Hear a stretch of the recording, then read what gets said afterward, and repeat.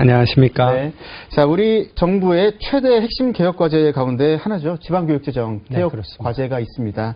자, 지난해 특히 화두였고요. 지금도 이슈를 계속 이어오고 있습니다. 네. 그런데 먼저 지방교육재정 개혁 추진하게 된 배경부터 한번 말씀해 주시고 시작하겠습니다. 지금 아까 자료 화면에서도 지금 나왔었습니다. 네. 우리나라가 이제 지방교육재정에 약 60조 원을 사용을 합니다. 굉장히 네. 큰 규모고요. 네. 그 큰 규모의 돈이 사용이 되면서 우리나라 교육이 그래도 잘 발전되어 왔습니다. 근데 네. 지금은 조금 더 과연 그 돈이 잘 사용되고 있는가를 한 번 더 점검을 하자. 그리고 네. 또 그 배분되는 방식이 과연 이 학생 수에 따라서 되는 부분이 조금 작습니다. 그래서 네. 그거를 좀 늘린다든가 해서 조금 더 필요에 따라 배분되는 것을 좀 고치자. 이런 취지에서 네. 지방교육 재정 개혁을 추진하게 되었습니다. 그렇군요. 네. 자, 교육 예산을 아껴서 결국은 더 필요한 곳에 정확하게 써주자라는 네네. 부분으로 이해가 되는 부분인데요. 조금 더 자세히 좀 지방교육 재정 핵심은 바로 이거다. 한번 설명 더 해주시면 좋겠습니다. 네, 크게 보면 이제 세 가지로 접근을 하고 있습니다. 네. 이제 첫 번째는 돈을 이렇게 나누는 거를 조금 더 효과적으로 나누겠다. 재정 배분을 효과적으로 재정 배분. 하겠다. 예. 그다음에 두 번째는 효율화하겠다. 그러니까 효율화. 실제로 갔으면 실제로 사용되는 것이 효율적으로 쓰게 만들겠다. 그게 네. 두 번째고요. 세 번째는 투명성과 책임성을 높이겠다. 이렇게 세 가지라고 생각하시면 됩니다. 네. 그래서 첫 번째 이제 배분하는 거에 대해서는 제가 조금 전에 언급 드린 것처럼 네. 학생 수에 근거해서 배분되는 쪽을 좀 높이겠다는 방법입니다. 그래서 네. 실제로 제일 중요한 게 이제 학생 수이기 때문에 그렇죠. 그래서 그 부분의 비중을 좀 높여서 그렇게 하고자 하고요. 그리고 또 교육 시설비나 명예퇴직, 교원들의 명예퇴직과 관련해서는 전에는 그냥 이렇게 예산을 배분해 놓고 쓰다 보니까 그게 좀 잘못 쓰이거나 이런 것들도 있습니다. 그래서 이것을 실제 수요와 맞춰서 하겠다. 그래서 네. 그렇게 배분 방식에 있어서 그런 것들 개선을 하고요. 효율화라고 아까 두 번째 네. 말씀드렸는데 그 부분은 이제 그 학교 규모가 너무 과소한 학교가 굉장히 많게 되면 네. 그게 재정 운영에 있어서의 효율성은 상당히 떨어집니다. 왜냐하면 그렇죠. 기본적인 경비들이 굉장히 많이 들어가는 부분들이 있기 때문에. 그리고 네. 또 학교 규모가 너무 작게 되면 실제로 교육을 하는데도 이게 안 맞는 그러한 부분이 생깁니다. 뒤에 가서 그렇죠. 조금 더 논의를 하겠지만 그래서 이런 어떤 적정 규모의 학교를 좀 만들겠다라는 부분이라든가 네. 아니면 또 효율화 부분에서는 또 어떤 관리 측면에서도 좀 더 관리를 철저히 잘해서 미리 예측도 잘하고 네. 관리도 잘해서 이월액, 불용액 이런 것들을 줄이고자 하는 게 그게 두 번째 중요한 예. 부분이고요. 세 번째는 그 투명성, 책임성에 대한 이야기는 투명성은 기본적으로 이 지방교육재정의 굉장히 큰 부분이 중앙정부 국세 세금에서 갑니다. 그렇죠. 그러니까 세금에서 한 70%쯤 가고요. 네. 그 다음에 이제 시도에서 또 오는 거가 또 한 20% 가까이 됩니다. 그러니까 네. 전체를 따지면 90% 가까이가 세금을 재원으로 가고 있기 때문에 그렇군요. 국민께 당연히 이 돈이 어떻게 사용되고 있는가에 잘 대해서 알려드려야 네. 되는 부분이 있습니다. 그래서 지방교육 재정 알림이라는 것을 열어서 네. 거기에서 좀 상세한 정보들을 국민께 알려드리고 각 교육청이 어떻게 하고 있는가 그리고 네. 교육부가 또 어떻게 하고 있는가를 다 보여드리는 이러한 투명성을 했고요. 네. 또 이제 알고 계신 것처럼 지방교육재정은 상당히 분권화되어 있습니다. 그래서 네. 교육청에서 많이 이 부분을 책임지고 있기 때문에 네. 교육청이 얼마나 잘하고 있는가를 또 평가하는 부분들을 또 강화합니다. 그러니까 이게 우리가 이제 어떤 것이라도 분권화를 되게 되면 그러면 굉장히 장점이 있습니다. 네. 근데 또 그것에 또 단점이 있습니다. 그러니까 이게 어떤 재원들이 중앙에서 다 가면서 분권화가 되게 되면 예. 그 재원은 그냥 오는 거라고 생각을 하기 때문에 낭비할 가능성이 있습니다. 그거 그렇죠. 하고 있다는 건 아니고요. 예, 예. 그렇지만 그런 부분에 대해서는 좀 더 책무성을 드리기 위해서는 투명하게 공개하고 그거에 대해서 좀 더 객관적으로 평가를 해서 알려드리는 이러한 체제가 필요합니다. 어떻게 보면 공적 자금 눈먼 돈이다 표현까지 할 정도로 네네. 굉장히 막 쓰는 경향이 없지 않았거든요. 네네. 그런 면에서 이 투명성 또 효율화한다는 부분, 또 책임감을 준다는 부분이 네, 네. 굉장히 큰 이 교육 재정의 변혁의 개혁의 가장 핵심 내용이 돼야 되는 부분이 아니었나 네, 생각을 네, 좀 그렇습니다. 해보고요. 네. 자, 그래서 좀 여쭙겠는데 교육 재정 개혁을 추진한 다음에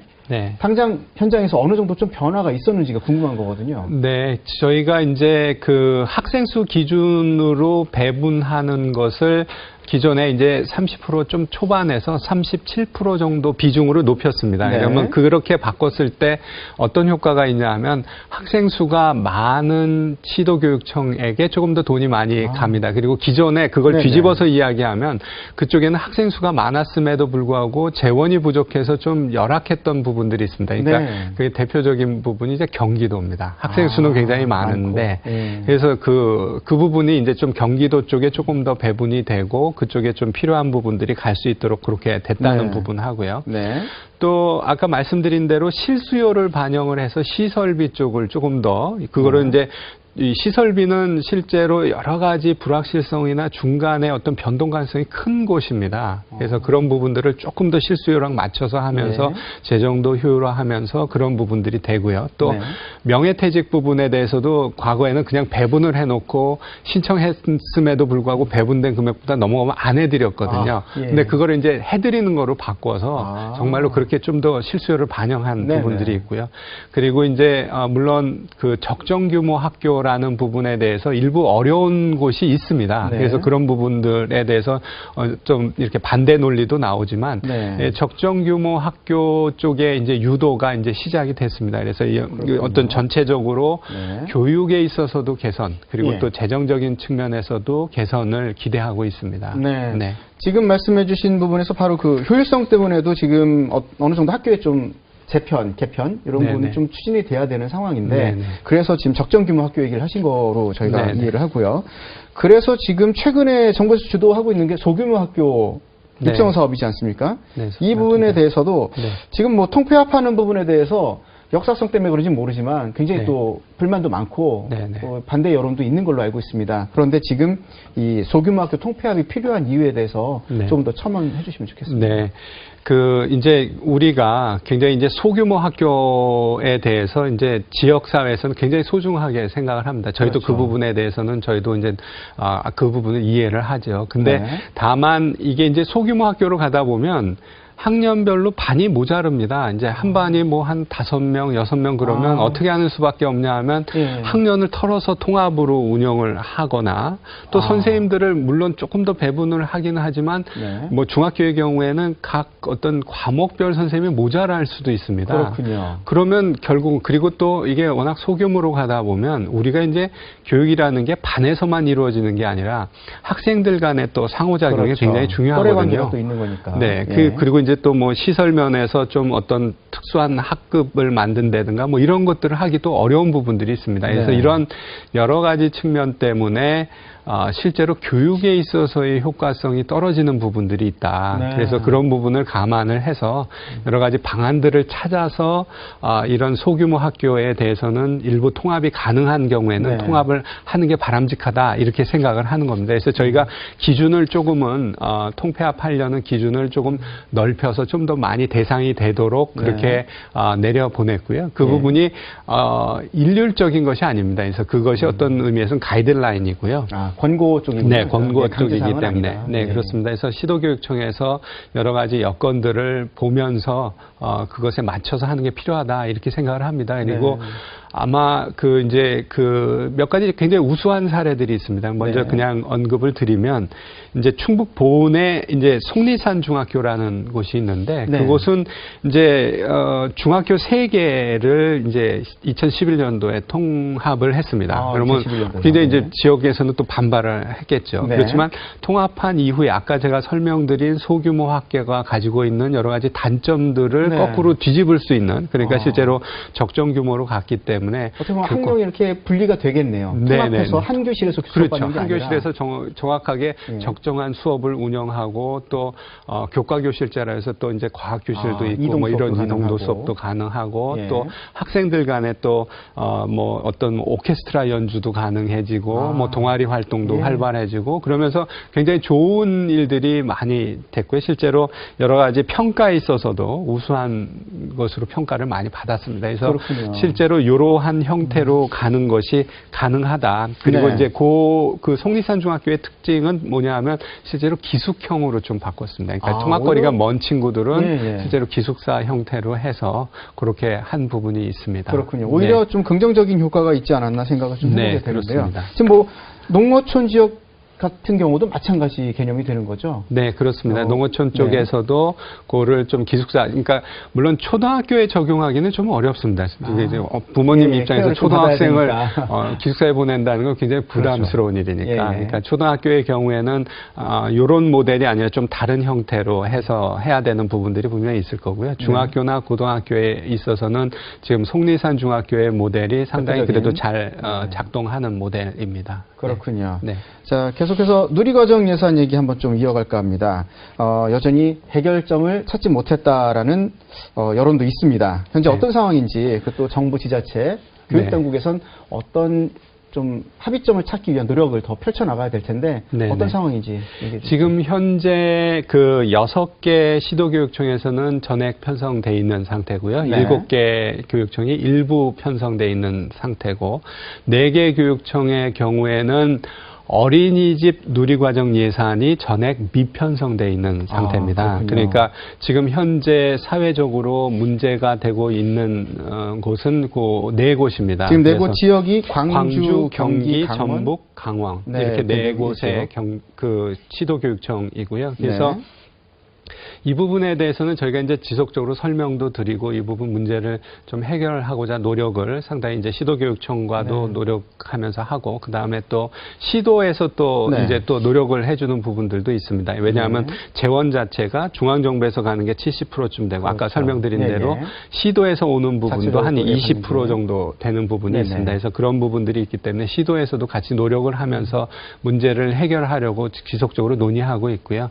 저희 이제 바람은 좀 이제 정치적인 부분들이 좀 이제 빠지게 되면 이제 총선 이후에는 조금 더 재정의 문제에 대해서 논의를 하면서 해결책을 찾아갈 수 있지 않을까 이렇게 기대를 하고 있습니다. 그러니까 재정이 정말로 부족한 부분이라면 그 부분에 대해서는 저희가 정말로 그 부분을 같이 머리를 맞대고 이렇게 해결책을 찾도록 그렇게 하도록 하겠습니다.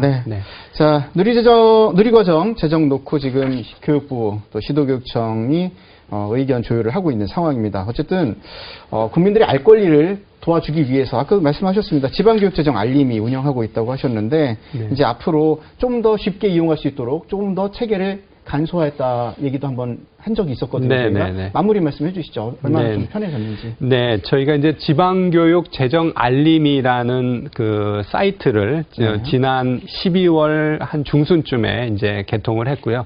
그 이후에도 지속적으로 이제 보완하고 국민들의 의견을 받아서 개선을 하고 있습니다. 그래서 지방교육 재정 알림이는 기본적으로 각 시도교육청의 어떤 살림살이들을 한 곳으로 모아서 보실 수 있게 그리고 또 비교 가능한 형태로 제공을 해서 국민들이 정말로 교육청별로 어떻게 살림을 하고 있는가를 보실 수 있도록 해놓은 겁니다. 그래서 굉장히 여러 가지 형태로 제공을 하고 있고 이제 하나 중요한 부분은 이제 우리가 이제 여러 가지 이슈가 되고 있는 부분에 대해서는 시도교육청별로 비교가 가능하게 좀 되어 있습니다. 그래서 교육비 투자를 얼마나 하고 있는가, 뭐 그 다음에 누리과정 예산은 얼마나 편성하고 있는가, 방과후학교 운영 상태는 어떤가, 그 급식 형태는 어떤가, 뭐 이런 것들을 다 맞춤형으로 제공하고 있고요. 그리고 실제로 아주 오셔서 보시고 데이터도 실제로 그냥 다운로드 받으실 수 있도록 그렇게 분석도 실제로 하실 수 있도록까지 형태를 다 해놨습니다. 그리고 일단 가입은 해야겠죠? 가입하면 저희 홈페이지 주소 띄워드리고 있는데요.